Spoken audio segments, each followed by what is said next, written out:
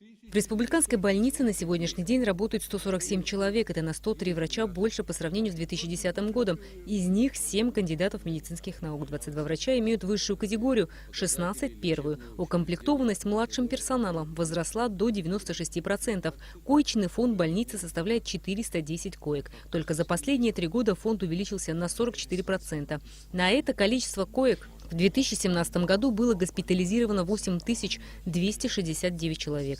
На 100 коек роддома госпитализировано 3473 больных, а это на 45 человек меньше, чем в предыдущем. В ЦРБ функционирует 9 отделений. Процентов 85 есть укомплектованность. Не хватает еще в некоторых отделениях для несения круглосуточного дежурства по определенным специальностям. И мы вопрос ставим перед Минздравом, а Минздрав имеет связь с теми нашими молодыми гражданами нашими, которые по лимиту были направлены на учебу.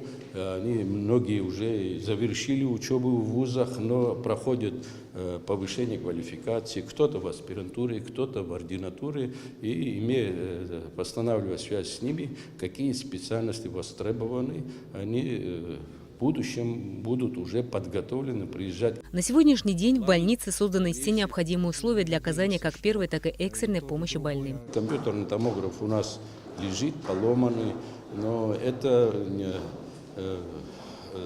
дорогое удовольствие, его отремонтировать тоже определенную хорошую копейку садится, но есть надежда, что в ближайшем будущем этот томограф тоже будет отремонтирован. В бюджете у нас заложено по возможности, конечно, бюджет тоже не безразмерный, по возможности мы стараемся обновлять этот инструментарий, приборы, которые необходимы для ежедневной работы.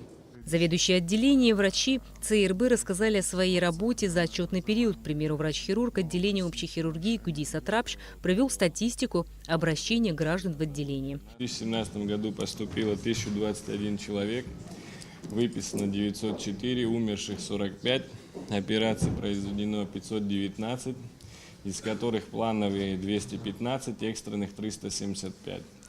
Что хирургическая активность составила 62,2%, послеоперационная летальность 3,4%, общая летальность 4,7%. Значит, по сравнению с 2016 годом наши показатели улучшились.